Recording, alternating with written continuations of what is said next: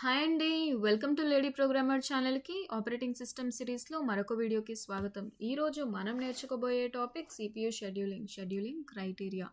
So before we begin, don't forget to subscribe to lady programmer and make learning simple, smart and exciting. Ready కదా? Let's begin. CPU scheduling. CPU scheduling determines which process gets the CPU at a given time. So ఇప్పుడు ఈ నిమిషం, ఈ second CPU ఏ ప్రాసెస్కి ఇవ్వాలి దాని టైంని అని determine చేసేదే CPU scheduling. To evaluate and compare the scheduling algorithms, the operating system uses several scheduling criterias. So ఒక ఏ అల్గారిథం బెస్ట్ అనేది ఎలా డిసైడ్ అవుతారు, దానికోసం ఒక క్రైటీరియా ఉంటుంది.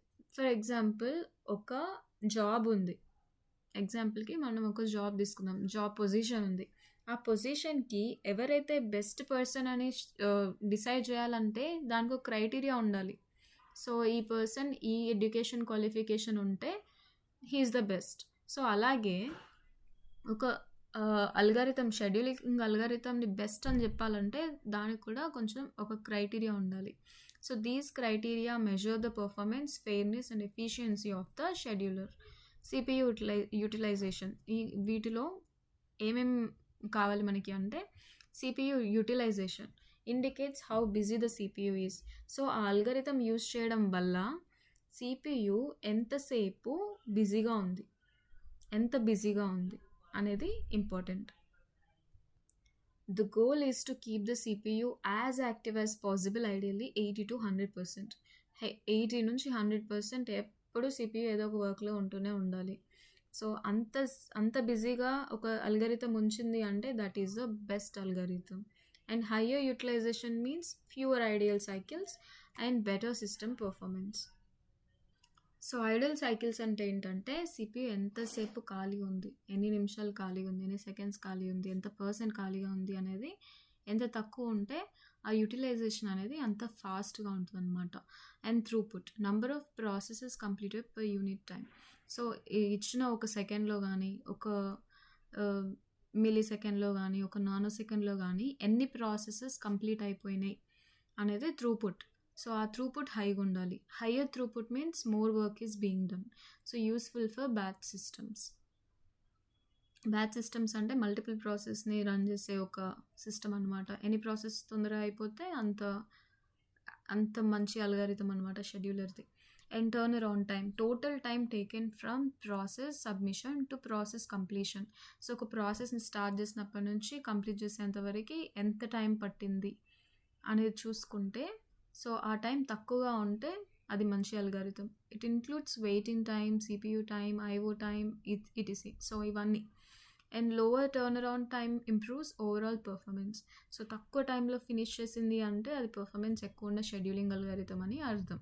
And waiting time, so total time a process spends waiting in a ready queue. So ఎంత time అది ఒక క్యూలో వెయిట్ చేస్తుంది CPU కోసం అనేది కూడా important. So good scheduling algorithms try to minimize the waiting time, especially under heavy load. So ఎక్కువ ఒక CPU ఫుల్ లోడ్లో ఉన్నప్పుడు ఒక ప్రాసెస్ ఎంతసేపు వెయిట్ చేస్తుంది CPU కోసం, సో అనేది కూడా ఇంపార్టెంట్. అది ఎంత తక్కువగా ఉంటే అది మంచి algorithm. And response time from the submission of the process until the first output is produced. So ఒక ప్రాసెస్ని ఫస్ట్ అవుట్పుట్ వచ్చేంత వరకు ఎంత టైం పట్టింది, సో ఆ టైం కూడా ఇంపార్టెంట్. అది రెస్పాన్స్ టైం అంటారు. So important for interactive systems like graphical user interface, time sharing. For example, మీరు ఒక ఫోల్డర్ పైన క్లిక్ చేశారనుకోండి, డబల్ ట్యాప్, అది గంటకు ఓపెన్ అయిందనుకోండి, రెస్పాన్స్ టైం చాలా తక్కువ. And must be as short as possible to improve the user experience. So అది ఒకవేళ మనకి 2 సెకండ్స్కి 3 సెకండ్స్కి ఓపెన్ అయితేనే అది హ్యాంగ్ అయింది, అది లోడ్ అవ్వట్లేదు అని మనం చాలా అంటాం కదా. సో ఇదంతా కూడా షెడ్యూలింగ్ అల్గారిథం వల్ల.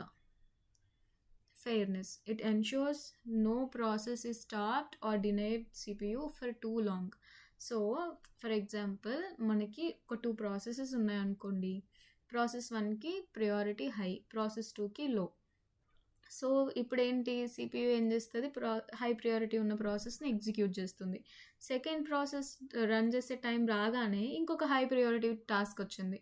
సో అప్పుడు అలా ఒక 10 ప్రాసెసెస్ వచ్చాయనుకోండి అదే సేమ్ టైమింగ్లో, అప్పుడు ఏం జరుగుతుంది, ఈ process 2 with lower priority keep wait చేస్తూనే ఉంటుంది, సిపియు కోసం చూస్తూనే ఉంటుంది. సో అదేమో స్టార్వ్ అయిపోతూ ఉంటుంది. సో అలాంటివి ఉండకూడదు. And all processes should get the reasonable share of the CPU time. So అన్ని ప్రాసెస్కి కూడా ఒక reasonable amount of the time అనేది కావాలి CPU time. And prevents the monopolisation of the CPU by a single process. So ఒకటే process ఫుల్గా సిపియూని use చేసుకుంటుంది అంటే నో.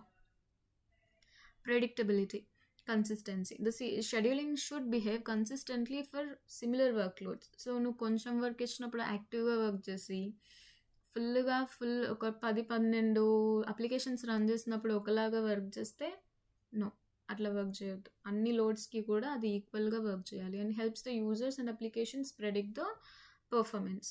సో యూజర్ ఎప్పుడైనా కానీ పర్ఫార్మెన్స్ని ప్రెడిక్ట్ చేసేలాగా ఉండాలి. సమ్మరీ ఏంటంటే సిపి యూటిలైజేషన్ అనేది ఎలా ఉండాలి, బిజీగా ఉంచాలి. త్రూపుట్ అనేది ఎక్కువ ఉండాలి, టర్న్ అరౌండ్ టైం తక్కువ ఉండాలి, వెయిటింగ్ టైం తక్కువ ఉండాలి, రెస్పాన్స్ టైం ఫాస్ట్ ఉండాలి. అండ్ ఫెయిర్నెస్, స్టార్వేషన్ని అవాయిడ్ చేసేలా ఉండాలి. స్టార్వేషన్ అంటే ఏంటి, ఒక ప్రాసెస్ సిపియు లేక చచ్చిపోద్ది.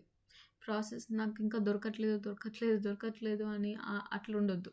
సో ఫెయిర్నెస్, అన్ని ప్రాసెస్కి కూడా కొంచెమైనా కానీ టైం దొరకాలి సిపియుది. అండ్ ప్రెడిక్టబిలిటీ, కన్సిస్టెంట్గా దాని పర్ఫార్మెన్స్ ఎంత లోడ్ ఇచ్చినా కానీ కన్సిస్టెంట్గా వర్క్ అవ్వాలి. ఇక్కడ వరకు మీరు ఈ వీడియో చూసారంటే మీకు డెఫినెట్లీ వీడియో నచ్చిందని అనుకుంటున్నాను. So like, share and subscribe to lady programmer. Also let me know in the comments where are you watching from. So next వీడియోలో కలుద్దాం. అంతవరకు బాయ్.